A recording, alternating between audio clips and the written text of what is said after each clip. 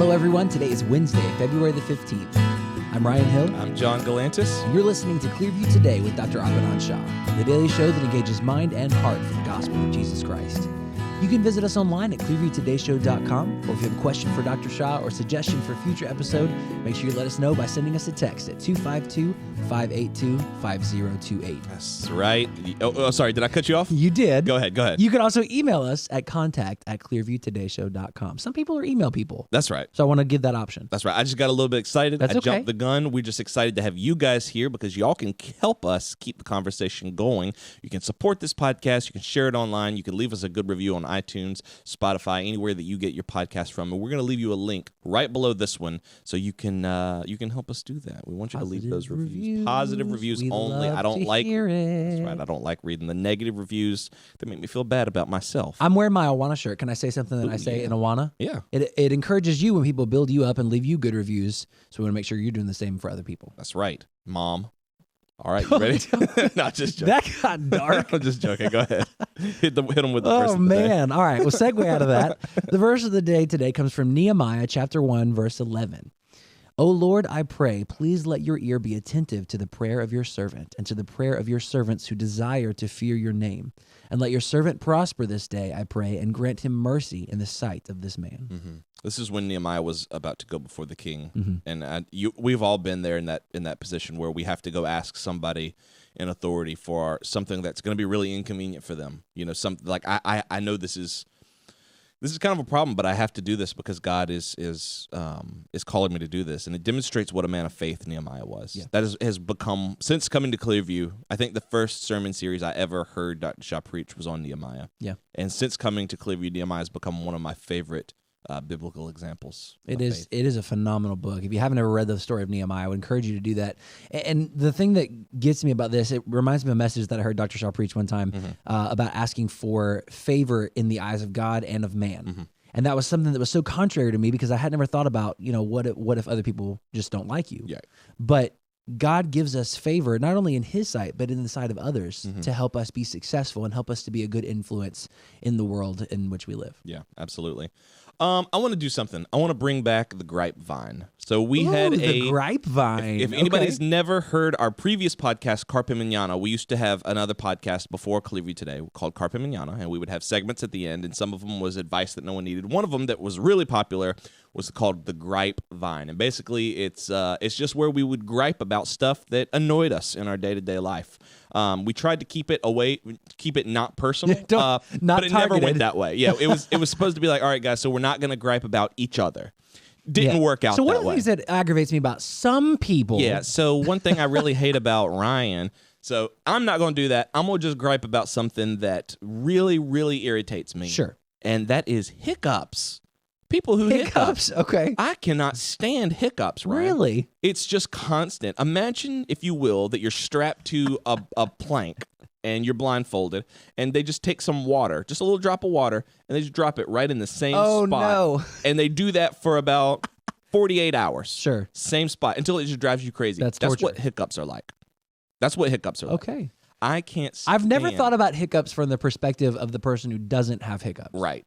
Because, I get hiccups sometimes, and they're annoying. It's frustrating because you do everything you can to get rid of them, hold your breath, drink water, whatever. But I never thought about it from, everyone else's perspective. I'm annoying the people around me. It's crazy. Well, I don't ever get hiccups, which is weird. You've never had hiccups? No, I have had them. I just don't get them now. I haven't had them in years. I was about to say, I had them as a kid. I don't know what would cause them, but I don't really get them. Now, if I eat something too fast, I'll get one. Oh, golly. I'll just get one. What I don't like is that Ellie, and a lot of times little kids, but especially Ellie, will get hiccups and just be like, okay, I just have hiccups. I'm like, do you want to hold your breath? Do you want to drink a water? Do you want to get a spoonful of sugar? Do you want peanut butter? Do you want something? Just exist with them. Let me ask you this. I'm like, babe. If just exist in suffering. Yeah, she's like, I'll just have hiccups until they just go away. I'm like, that's annoying, babe. Go get something. If the person is actively trying to counteract the hiccups, then are you still annoyed? Or are you like, it's annoying, but they're at least trying to make an effort? Yeah, I'm annoyed, but I don't really have the right to say anything. They're trying. Okay. What annoys me, really, this is griping about Ellie, because... I thought we weren't going to keep it targeted. Well, it's not only Ellie, because my sons do it too, but they can't What can they do? Yeah, they're little. They I don't. It annoys me when the little baby when he gets them, I'm like, okay, that's kind of cute. But when Ellie gets them, she'll just be sitting there. And I mean, like 7 o'clock, 8 o'clock, 9 o'clock. Here it is, 10 o'clock. We've had hiccups for 4 hours and we're not doing anything. Aren't you? I'm like, aren't you annoyed? Don't they annoy you? She's like, yes. I'm like, drink a water. Hold your breath. She's like, no. Okay. It's like the same thing where women will be like, oh, I'm really cold. It's like, why don't you get up and turn the fan off? No. Would you like a blanket, a jacket? No, I'm good. Okay. Okay. Well, anyway, suffer, I guess. That's my grapevine, hiccups. Okay. If you've got hiccups, try to get rid of them. At least make an effort. Make an effort. Right. Do you annoy the people around you? Have you ever tried the drink like backwards from the cup? No. There's something to where you're like, if you drink water upside down, you are supposed to be able to get. I've never been able to do that successfully. I don't know if like any of the drowning. tricks work because I would always hold my breath, but it has nothing to do with breath. It's just it's a muscle spasm. So I don't know that really any of the tricks would work. No. I don't know. Oh well. If you have some hiccup relieving tips and tricks, text in to 252-582-5028. We'll make sure John takes them home. Or you can just text my wife at Ellie's phone. Maybe get rid of your hiccups. Maybe shouldn't do that. We've got an exciting show planned for you guys today. If you have any questions or suggestions for future episodes, keep sending those in to 252-582-5028. Or you can always visit us online at clearviewtodayshow.com. We're going to get Dr. Shah, and we'll be back after this. Hey there, listeners. I'm John Galantis. And I'm Ellie Galantis. And we just want to take a quick second and talk to you about Dr. Shah's and Nicole's book, 30 Days to a New Beginning, daily devotions to help you move forward.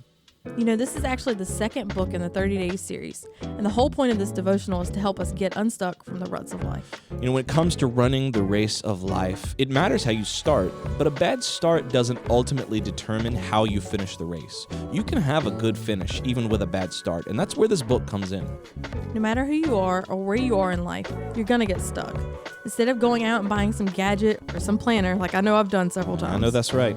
30 Days encourages you to find your fresh start in God's Word. And life doesn't have a reset button, but our God is a God who does new things. His mercies are new every day, which means every day is a new chance for you to start over.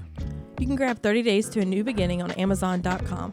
We're going to leave a link in the description box below, and if you already have the book, let us know what you think about it. That's right. Send us a text, 252-582-5028. Share what God has done in your life through this devotional. Hey, maybe we'll even read your story on the air. Ellie, you ready to get back to the show? Let's do it. All right.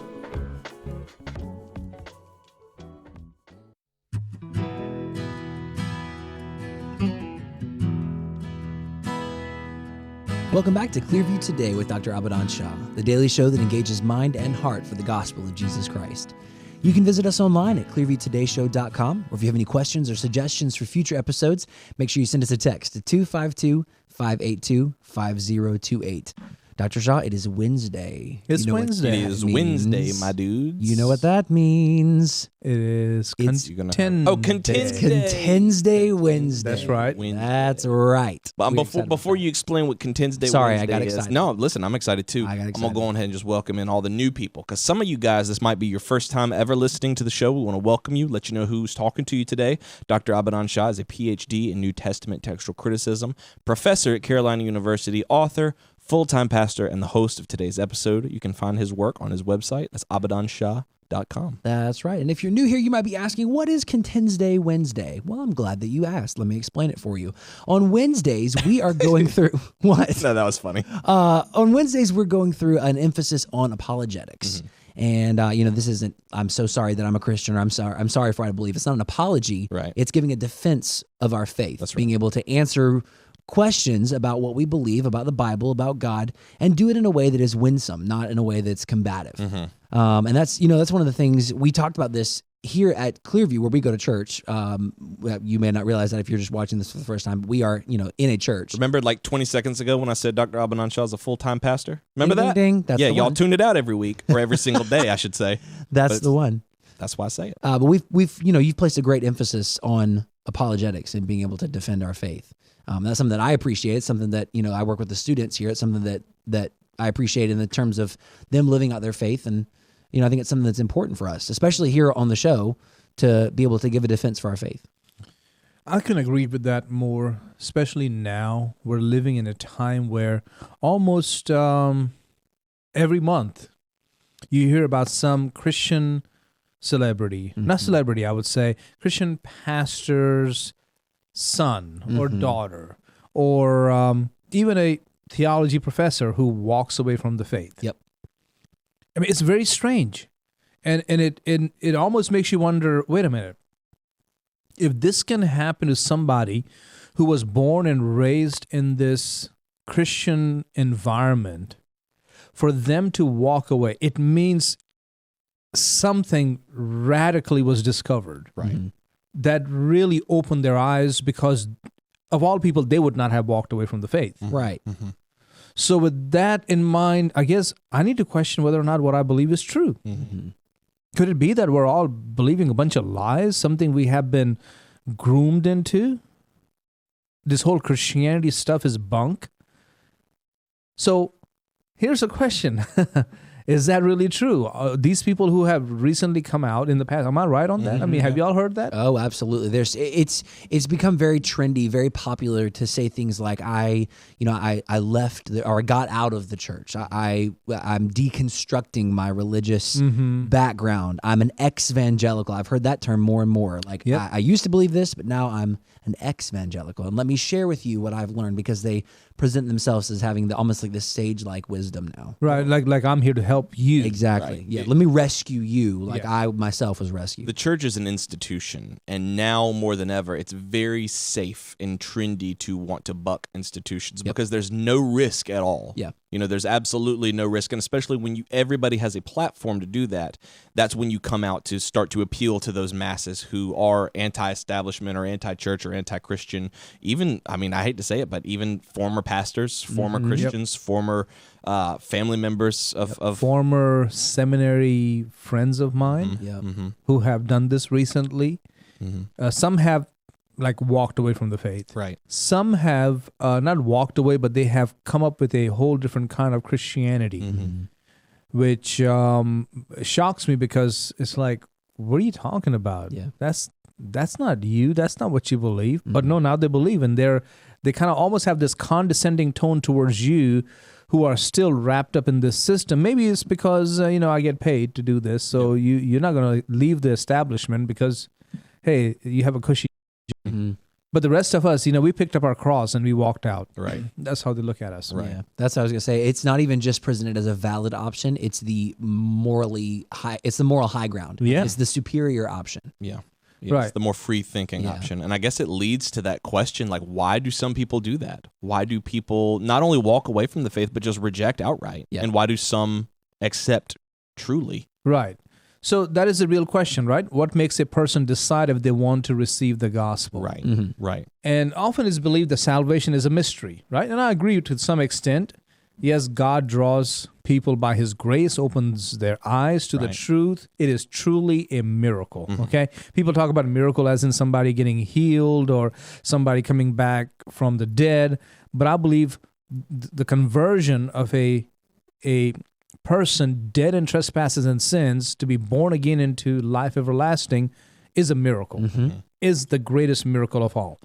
Having said that, we can still study the whole phenomena of salvation, right? Not to for a single iota of a minute, single inkling of a minute, ever try to diminish God's supernatural work.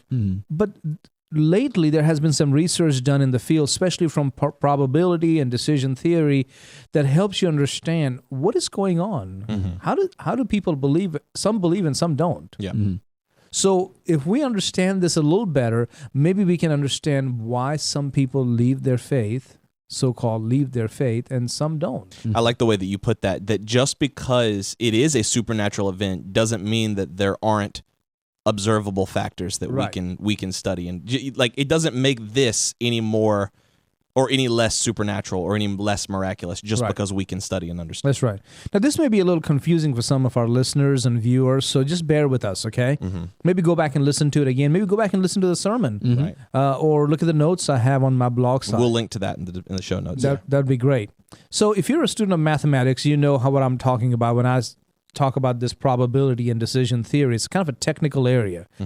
And I was a math and science teacher, but I'm not going to try to get into this too much in detail.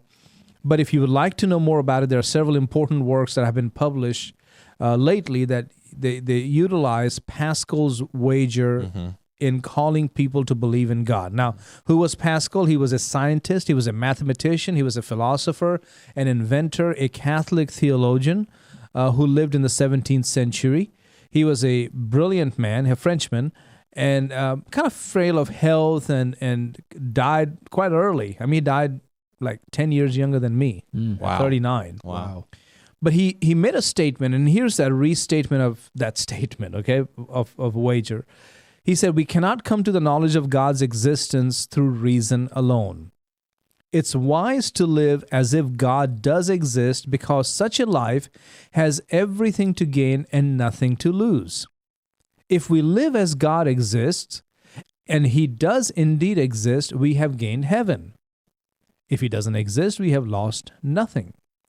To the contrary, if we live as though God does not exist and he really does exist, we have gained hell and punishment and have lost heaven.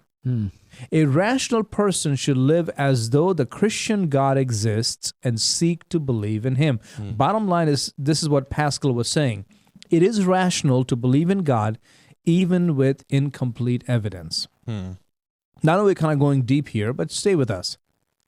And some people have come along and they have criticized this wager through the centuries and on and on. But recently, a Swedish mathematician by the name of Ola Hoscher.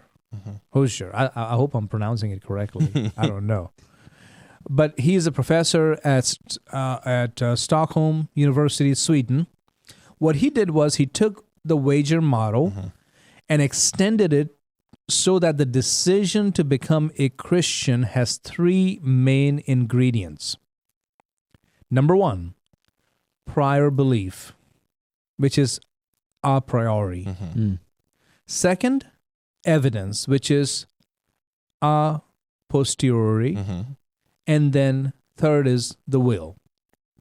And he uses Bayes' rule or Bayes' theorem to understand the probability of decisions. So I'm going to go deep again, so I hope you guys stay with me. I'm with you. All right, so it goes like this. Our degree of belief in Christianity is the result of an inborn tendency to relate to God and the evidence we encounter in life. Let me repeat that again. We're talking about Bayes' theorem to understand the probability of decisions. Our degree of belief in Christianity is the result of an inborn tendency to relate to God and the evidence we encounter in life. By the way, Thomas Bayes was an 18th century statistician, philosopher, and a nonconformist Presbyterian minister. A brilliant guy, okay? Brilliant guy. He came up with this theorem actually to counter David Hume. You heard of the name David Hume? Deist, right? English philosopher, skeptic, deist. And David Hume, claimed that the probability of people inaccurately claiming that they had seen Jesus' resurrection far outweighed the probability that the event had occurred in the first place. I mean, so bottom line is that David Hume didn't believe in miracles. But Thomas Bayes gave this to counteract that. Right. Gotcha. Right. Gotcha. Another man, scholar by the name of Jordana Kepilowicz, summarized Bayes' simple explanation this way. He said, consider a ball thrown onto a flat table behind your back. You can make a guess as to where it landed, but there's no way to know for certain how accurate you were, at least not without looking. Then, he says, have a colleague throw another ball onto the table and tell you whether it landed to the right or left of the first ball. If it landed to the right, for example, the first ball is more likely to be on the left side of the table.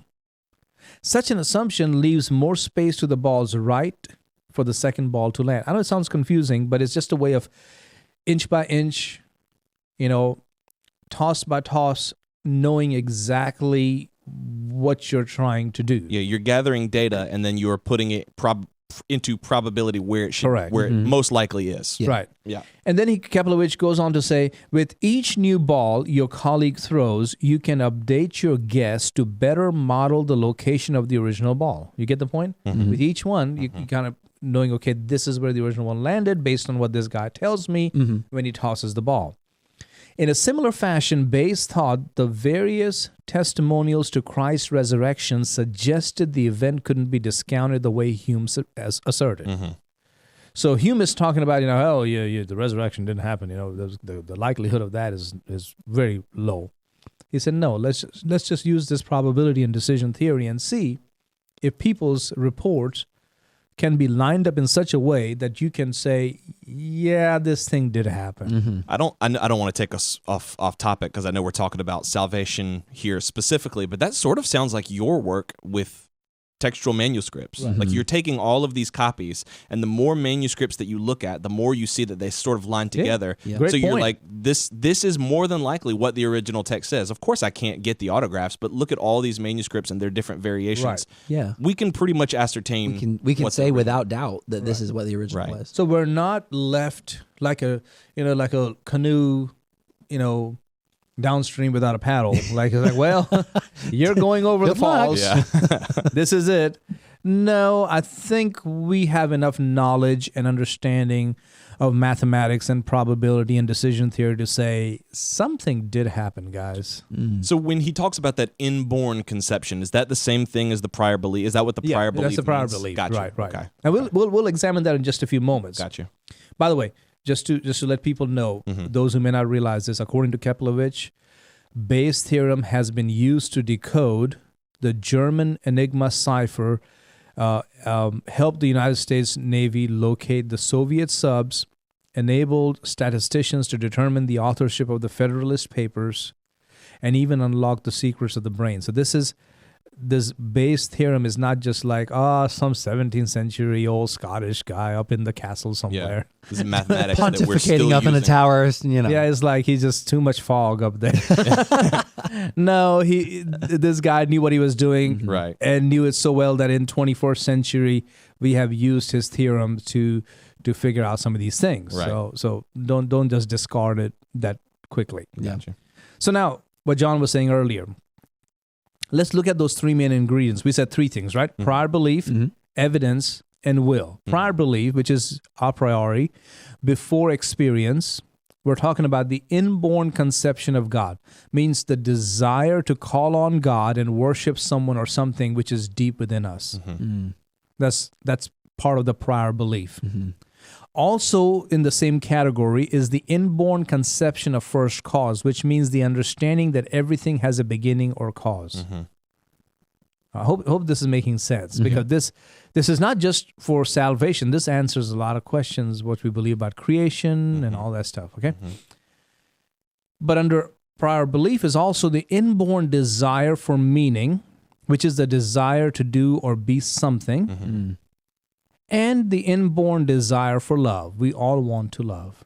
So under prior belief, the before experience belief, there is the inborn conception of God. We know that there is a God, and we want to call upon him and worship him.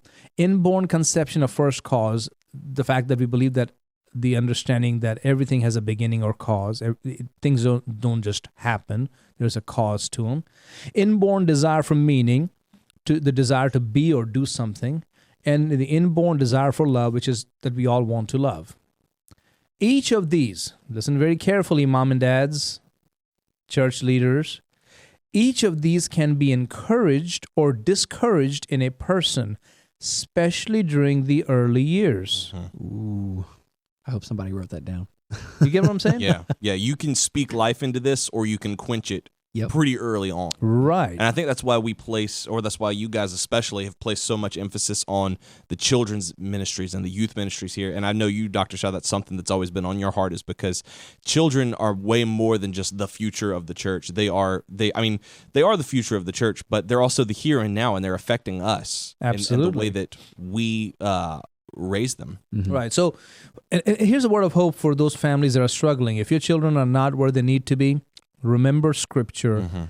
train up the child in the way they should go, and when they're old, they will not depart from it. That's right. Okay, and don't buy the garbage about train up the child in their way or all that stuff that somebody tweaked for some weird reason because, I don't know.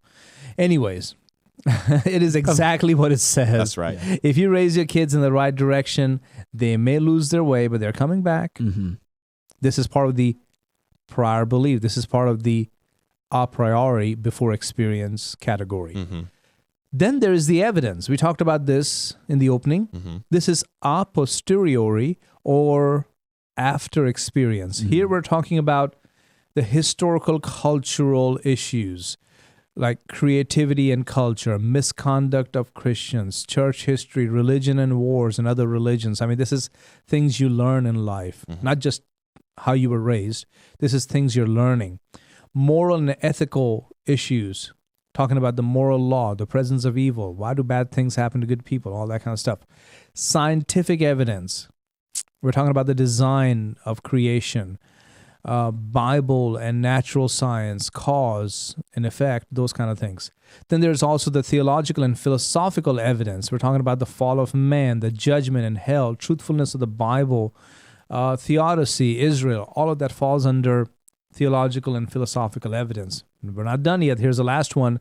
And personal evidence, which is pain, suffering, miracles, personal testimonies. So when we hear about people, oh man, this is so good.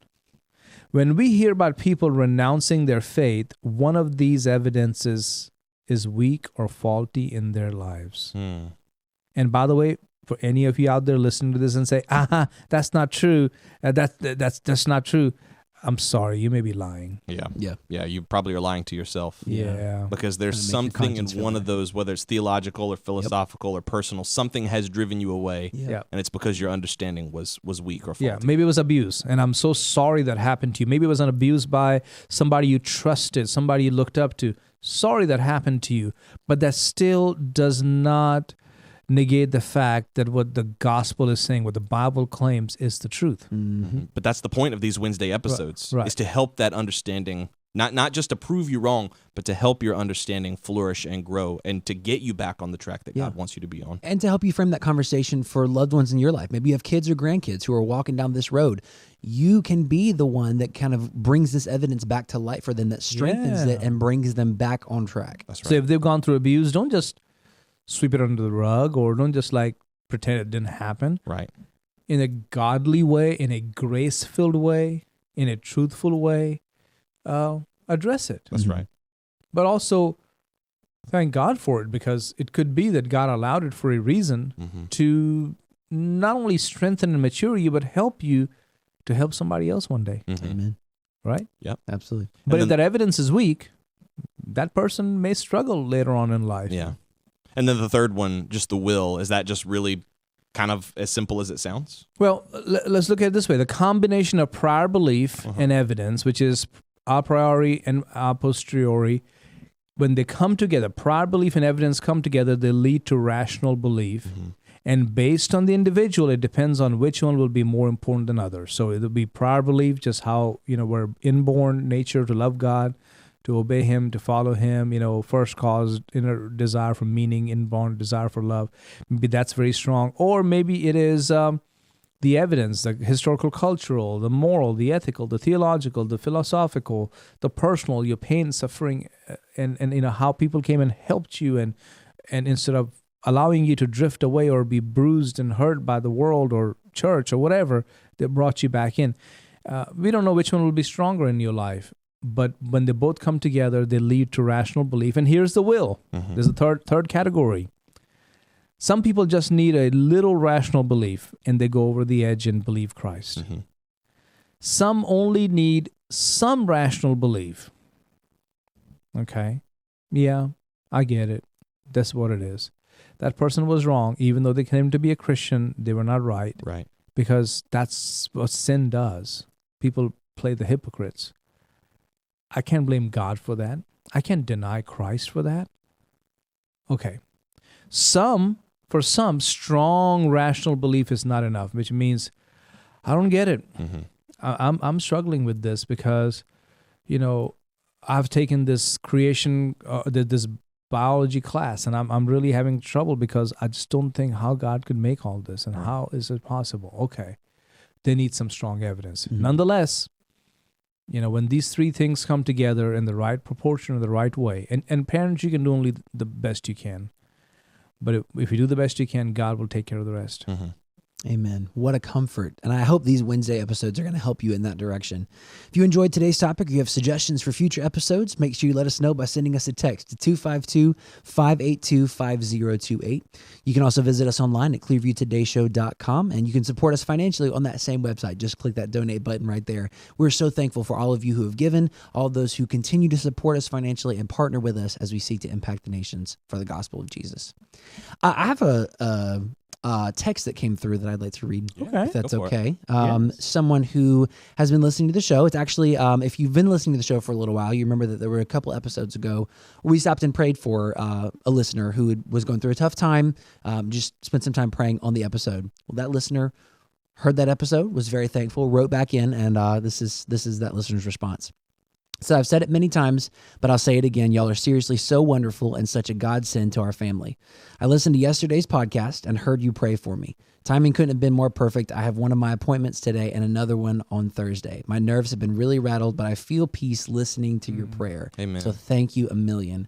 And she goes on to describe some more because she and her family actually attend church here as well, and just how grateful they are for you, Dr. Shah, for your preaching, for all the ministries here at Clearview, and how thankful they are to have found a church family. Well, I'm grateful for them too. That's a super couple. God has some great things in store for them, their child. I mean, it's beautiful to have people like that. They are great things are coming their way. Absolutely. That is so cool. And make sure you guys, if you have stuff going on that we can pray about for you, we would love to hear from you. Love the opportunity to pray with you and for you. So send those prayer requests to 252-582-5028. We love you guys. We'll see you tomorrow on Clearview Today.